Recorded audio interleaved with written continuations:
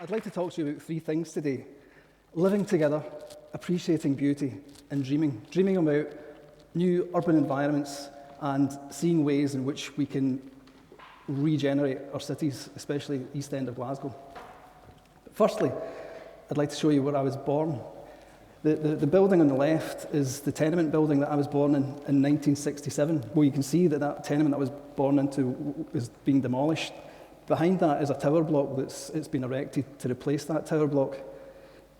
Now, in 2014, this year, that tower block was again demolished. So in the short space of 46 years, my short time on this planet, I've witnessed, the community that I was born into completely removed twice, which is highly unsustainable, obviously. So from the tenements to the tower blocks, as a young Glaswegian, I'm thinking, well, what's next for the city? I mean, that's quite a traumatic cycle that we've been through in our recent history.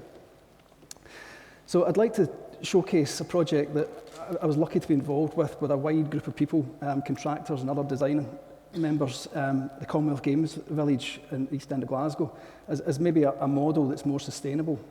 But first, I'd like to take you to Africa. I'd like to talk to you about those three things. The first, living together, meaning space.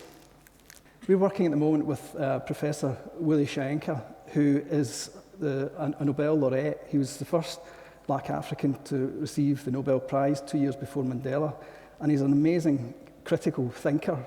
And he imagines and dreams about Africa and the spirit of Africa from a pre-colonial time when Africans were free to roam the landscape and see it as this massive continent.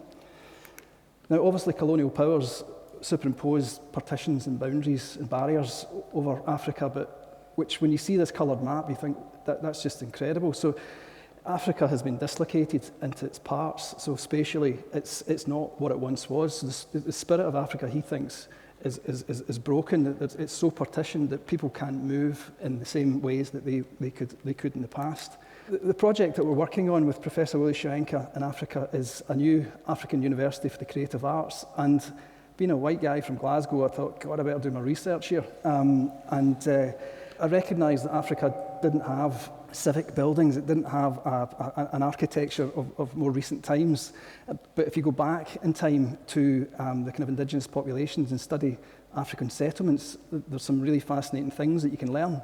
And what I learned when studying them was the ideas of self-organisation. When you look at an African settlement, you can see that people were living in close proximity with the landscape, but they're also living in close proximity to one another. They've developed very strong communities, and if you like, a network theory of networks, they have what's called a resilient community, an intelligent community, an intelligent network of spaces, family relationships. You can see the veins, that run through, and the structures that these settlements form in their different shapes all across Africa.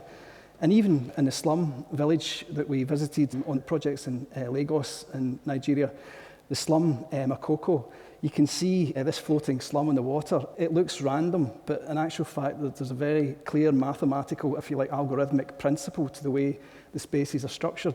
There's major streets and secondary streets and tertiary circulation routes that people take their boats through, and even the public spaces with the floating school. What I understood was that was a more coherent and comprehensive community than some of the communities I had experienced working in community architecture around Glasgow. And I took these ideas of spatiality and connectedness into our work at the university. And with the university, we started with the idea of a student. So the student builds a studio, and the studio builds a department builds a faculty, and a faculty builds a campus. And essentially you get this united environment, a spatial architecture, an architecture which is very African, derived from these internal spatial relationships. And you can see it in African art, even in the rugs and the patterns. That idea of scaling, of self-organisation, and of integration is kind of embedded. The second theme, form, I said appreciating beauty, form. This is a project I worked on in Oman for the Omani people. It's a new parliament building. And naively, I just thought, oh, well, I want to make something beautiful. And I did a lot of research again into Islamic art, Islamic architecture, and harmony, and the kind of infinite sort of universe. You know, the ideas that are embedded in African patterns, they're very mathematical. So unlike the kind of random sort of algorithmic patterns of the African settlements, the architecture is kind of more coherent, it's more structured. I just thought that the potential to develop an architecture from pure mathematics was something exciting. So I imagined the Parliament being like a single drop of water. The site for the building is in this big wadi pool. It's in a valley. And I just imagined in the abstract that the site was this body of water, and as you drop a drop into this body of water, it creates a wave. And that wave, if you like, is a three-dimensional kind of expression of an Islamic pattern.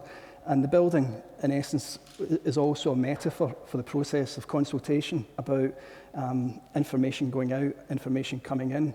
And I just thought the idea of building sort of frozen music, I mean, the idea that you can take a harmonic wave and you can create a building that kind of resonates, if you like, with its site, with its landscape, and is at one with its setting, which is a very Islamic concept in terms of its art. The third area of inquiry, if you like, that I think is sort of fundamental to our views and understanding of regeneration. You know, what I'm trying to do here is show you space, form and beauty and meaning.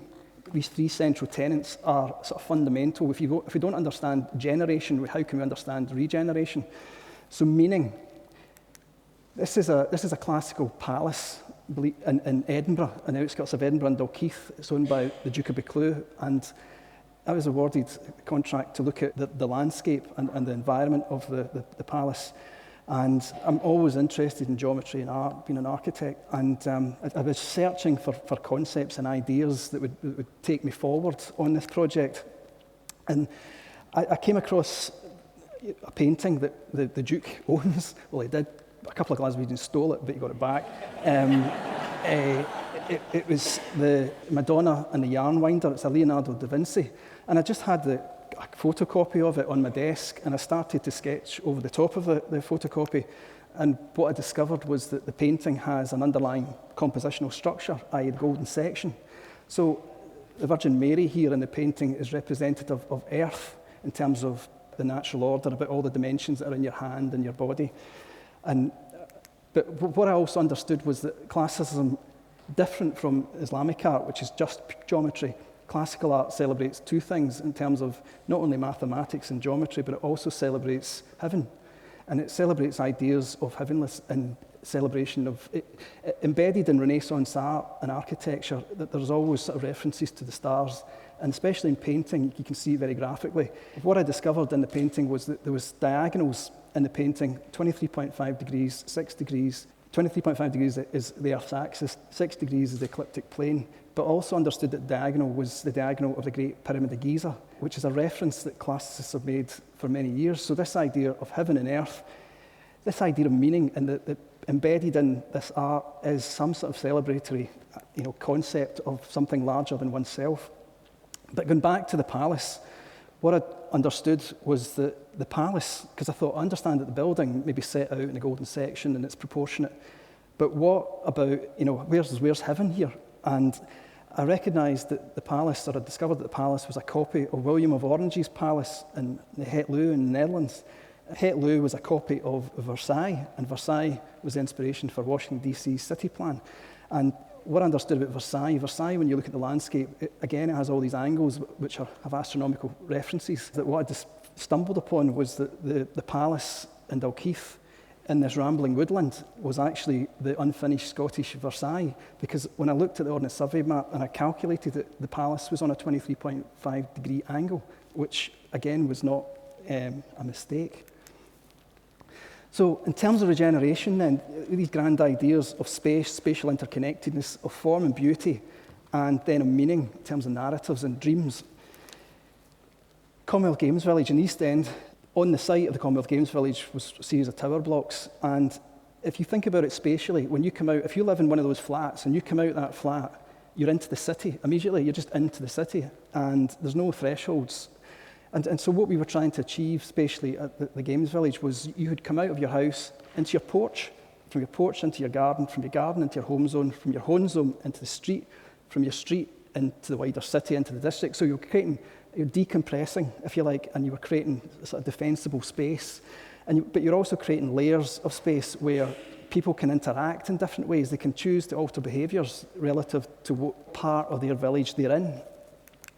And you can see a kind of wider scale. So those little diagrams at the bottom of the slides there show this idea of this hierarchical relationship where you come out your flat and you're into the city, or you come into a matrix and a network of spaces. And that, it describes it in network theory as, what's it called? Resilient structures. And that idea of a resilient structure, somewhere that is much more coherent and can survive the knocks. And you can see at a city level, you've got this asymmetry, principally a consequence of the prevailing winds and the Victorian plans that the poor and the industry should be in the east. But in the east, they've also got these massive gaps, these gap sites through industry and also through the superimposition of modernism. So spatially, we're needing connected. The other thing was about beauty and about trying to replicate some of what we have in the West End through our architecture. So it wasn't just about space, it was about the quality of the architecture and about legibility, about being able to mark thresholds. There's an urban gateway into the village. And I'll finish off with this slide. When I left university, I was an angry young man. An angry young man. And I remember singing to myself, I don't want a holiday in the sun. And I hated Glasgow and I loved Glasgow.